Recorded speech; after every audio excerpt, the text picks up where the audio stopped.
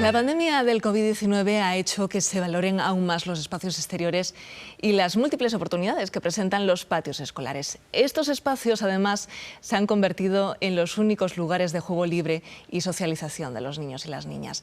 Pero los grandes patios con tierra y con árboles de los colegios de principios del siglo XX pasaron a ser pequeños recintos de cemento y hormigón. En los últimos años hay muchas comunidades educativas que se están planteando cambiar los patios. Profesionales de la arquitectura, la pedagogía y la educación cuentan su experiencia.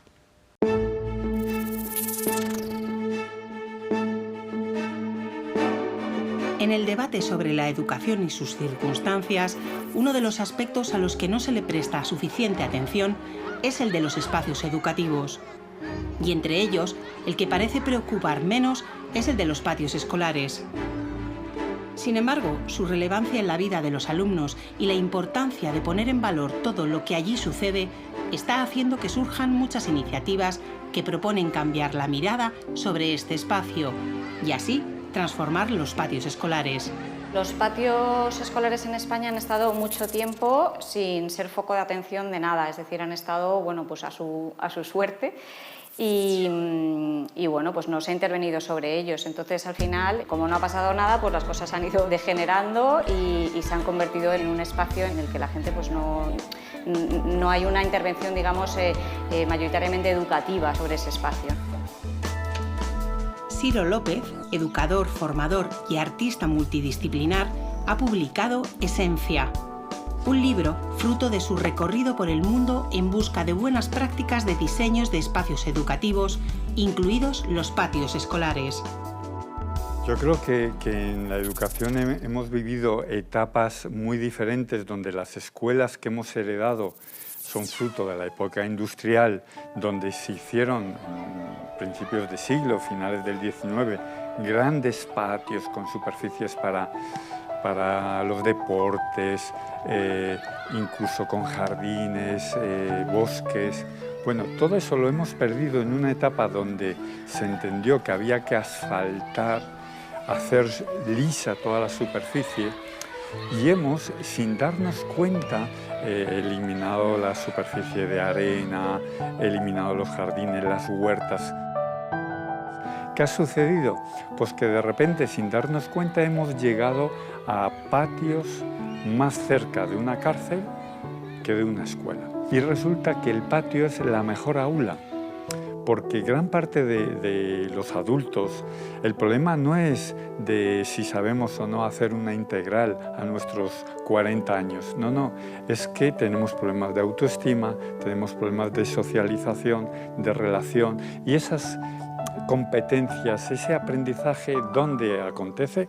En el patio. Esta situación actual tiene todavía más importancia porque actualmente los niños, la infancia tiene muy pocos espacios propios, tiene muy pocos espacios donde poder estar. Antiguamente los niños jugaban en las calles, en las plazas. Entonces realmente el espacio que les ha quedado público a los niños es el patio. Entonces es un lugar que tenemos que cuidar mucho porque es donde se aprenden esas normas que interiorizamos de cómo usarlo, de qué priorizar, de cómo comportarnos allí, de qué se puede hacer, de qué no se puede hacer, etcétera. Esas normas las van interiorizando en esos espacios informales que, sobre todo en los colegios, son los patios. Cuando hablo de patio, hablo de danza, hablo de cantar, un espacio para poder cantar, ensayar, musicales, etc. Recuperar todo el tema de las inteligencias múltiples. Otra clave fundamental, la naturaleza. La naturaleza tiene que ser protagonista para arrinconar toda esa superficie de hormigón. Muchas veces tenemos miedo, no, pero si ponemos una escalera con un jardín y si se caen de las ramas, ¿y cuántos rodillas, tobillos, heridas ha facilitado el hormigón, el cemento? Qué curioso que nadie haya puesto una demanda al hormigón. Y sin embargo, cuando ponemos un barco pirata hecho con material reciclado, cuando ponemos piedras y rocas junto con un arbusto, parece que eso ya es la hecatombe, ¿no? El estudio Pez Arquitectos participó en un proyecto realizado por el Ayuntamiento de Madrid sobre los patios escolares. Además, han intervenido en muchos centros educativos. La escasa presencia de elementos naturales en los patios es una de las muchas conclusiones. El proyecto Amicos quería sensibilizar sobre la parte cualitativa y cuantitativa de los patios, pero sobre todo tener ese mapa de qué dimensiones tenían y luego qué necesitaban esos patios. Una de las cosas fundamentales que vimos es que la mayoría no tenía vegetación, no tenía elementos de juego, no tenía mobiliario. La naturaleza tiene colores, tiene texturas. Con los elementos naturales no hace falta llenarlo todo de colorines tipo parchís, rojo, amarillo, verde, azul. No, porque la naturaleza también da colores y da sombra y da texturas y da muchísimas oportunidades de juego porque está viva. También tiene que haber cosas construidas, porque también si te encuentras un terreno es bonito que tenga su propia topografía, ¿no? Y crear topografías lúdicas para que el niño y la niña pues encuentren su lugar, ¿no?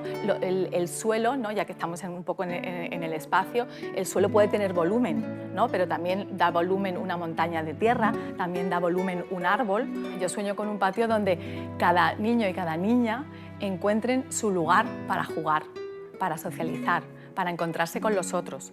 Pero ya no cada niño, cada niña, cada profesor, profesora, madre y padre. O sea, es el espacio donde nos encontramos todos. Entonces es un espacio que tiene que ser agradable, que tiene el que quiere estar tranquilo, que encuentre su refugio, su cobijo.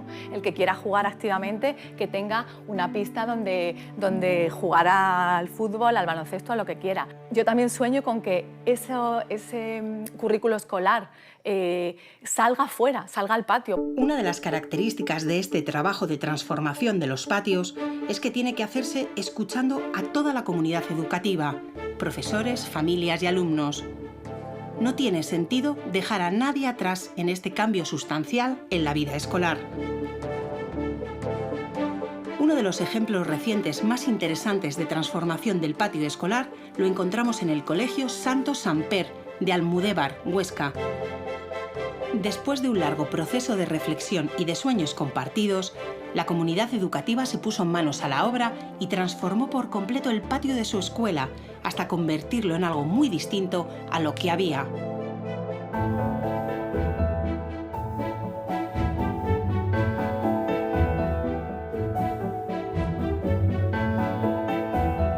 En esa experiencia de Almudévar y en tantas otras, han intervenido Carme Cols y Pitu Fernández, maestros jubilados que han asesorado a muchas escuelas donde hay la inquietud de repensar sus espacios exteriores con el deseo de crear entornos naturales de salud y bienestar. Ambos también participan de la asociación Patios Habitables, en la que profesionales de distintos ámbitos trabajan para repensar estos espacios como oportunidades y también para dar respuestas a las inquietudes de comunidades educativas. No se trata solo de cambiar el diseño de los patios. Detrás de esto tiene que estar un cambio en el modo de entender la educación. En la Escuela Infantil El Alba, en Madrid, también se intervino en el patio aprovechando las posibilidades del lugar. En este espacio en concreto, la ventaja de esa escuela es que tiene todo cristaleras de cada aula, ¿no? Que vierten al exterior. Entonces lo que hicimos fue una prolongación, digamos, del aula, del espacio de aula, en madera, ¿no? Que es un material cálido para que los bebés que en estas primeras etapas gatean o tienen que estar sobre una manta, ¿no? Acostados en la madera, pudiesen tener como una especie de umbral, ¿no? De transición entre el espacio exterior y el interior, ¿no? Que no tuvieran ese miedo a ese acercamiento y que, sobre todo, de manera autónoma, ¿no? Ellos poco a poco pudieran ir explorando, ¿no? E ir consiguiendo esa autonomía, ¿no? que es muy importante en esta etapa de desarrollo. Entonces, cada aula tiene una superficie de madera que continúa, por ejemplo, en este caso, creamos microescalas y escenarios de aprendizaje y de experimentación y motricidad. El patio de los niños de 1 y 2 años también se intervino. También era trabajar el tema del umbral entre el interior y el exterior e ir encontrando y estructurando a partir del espacio existente que teníamos, que era de una vegetación muy potente, estructurar un ambiente que cosiese todos los distintos rincones del patio, pero a su vez caracterizarlos y diversificar y alimentar cada uno de esos lugares que ya tenía un equipamiento previo. Este es el espacio de los de niños y niñas de 2-3. También trabajábamos la guía de salida del aula. Era un espacio muy alargado que no permitía el que hubiese diversidad de situaciones. Por lo tanto, lo que hicimos es trabajar todo el borde para ir haciendo entrantes y salientes y que fuese sinuoso a través de la vegetación y de los bancos que vais a ver y los túneles, etc. Y de esa manera ir rompiendo la linealidad. Y ha habido una mejora porque cuanto más tú planifiques o enriquezcas un espacio y unos materiales, el niño tiene más posibilidades de juego autónomo. El colectivo Basurama, de investigación, creación y producción cultural y medioambiental, también ha intervenido en los patios de los colegios desde las posibilidades que ofrecen los residuos. Para nosotros es fundamental el utilizar este tipo de materiales porque empiezas a reflexionar de una manera mucho más clara y mucho más vívida que la basura está mucho en los ojos del que mira. Cuando tú aplicas cuidado a un material que ha sido considerado basura, le aplicas cariño, lo cambias, lo cuidas, lo pules, lo vuelves a pintar, en ese proceso tu mirada cambia, ¿no? Tu mirada cambia y empiezas a ser consciente de qué es lo que asigna el valor a las cosas, más allá de la compra de las mismas o el desecho de las mismas, ¿no? Entonces sí que creemos que hay un proceso pedagógico en el cual se reflexiona sobre cuáles son nuestros modelos de producción y consumo. Acabamos de presentar alegaciones a la Ley de Infancia, que está ahora en revisión, la Ley de Infancia de la Comunidad de Madrid, porque pues, sorprendentemente, por ejemplo, no hay una definición de patio escolar y no hay, por ejemplo, normativa que sea específica de cómo tiene que ser un patio, ¿no? Entonces nosotros hemos trabajado un poco esto con otros modelos que hay en otras comunidades y en otros países de Europa, ¿no? Pues exigiendo que se prioricen, por ejemplo, elementos naturales, que se pase de 1 metro cuadrado por alumno a 3 metros cuadrados por alumno, que en zonas de mucho ruido haya una protección acústica y se puede ser natural mejor, ¿no? Que se cuente y se pregunte a las comunidades cómo quieren que sean esos espacios, ¿no? Ahora también es el momento de pensar a lo mejor un diseño de escuela que sea mucho más flexible, que no necesite de espacios permanentemente cerrados donde estén los mismos alumnos todo el rato, ¿no? Que pueda ser pues, una escuela pues, más abierta, con espacios más dinámicos. Es el momento de pensar eso, ¿no? Pensando en esos espacios dinámicos, las profesoras del Colegio Santa Cruz iniciaron un proceso de transformación de su patio que ha dado grandes resultados. Pudimos ver que los niños lo que querían era un espacio para ellos estar tranquilos, fundamentalmente. Que se continuara con una zona de un patio activo, que es la que nosotros llamamos patio activo, donde realmente están haciendo sus deportes, y 2 partes como una semiactiva y otra de relax, donde los niños pudieran estar tranquilamente sin que las pelotas estuvieran volando por encima de sus cabezas. Ha sido un cambio impresionante. Se ha mejorado la convivencia dentro de los patios, una barbaridad, porque al final de cuentas cada niño tiene su espacio y al final esto nos ha ayudado a que los conflictos que había que estar solucionando muchísimos dentro de los patios, bueno, se han eliminado prácticamente al 100%. Nosotros hemos jugado para hacer matemáticas, para hacer lengua, para hacer sociales, para hacer naturales, es decir, hemos estado trabajando en todas las áreas, no solamente para una educación física o el patio o el recreo como tal, ¿no? Entonces nos hemos dado cuenta que es un espacio educativo que es fundamental y vital para los niños. Si no se interviene, también estás tomando una decisión, que es la decisión de no hacer nada, ¿vale? Por lo tanto, lo que sucede es que aquello sigue como la ley del más fuerte, ¿no? Entonces, quienes ocupan todo el espacio o la mayoría del espacio, pues son pues seguramente los más mayores, los más fuertes, ¿vale? Y los niños están aprendiendo ahí algo también, ¿no? Es decir, yo tengo que ceder este espacio a gente que pues, es más fuerte o lo que sea, o es más mayor o lo que sea, ¿no? Entonces, realmente eso son normas implícitas que hay en los patios. Si nosotros, en lugar de poner una única actividad o una actividad mayoritaria, ponemos una diversidad de posibilidades, estas dinámicas se empiezan a romper.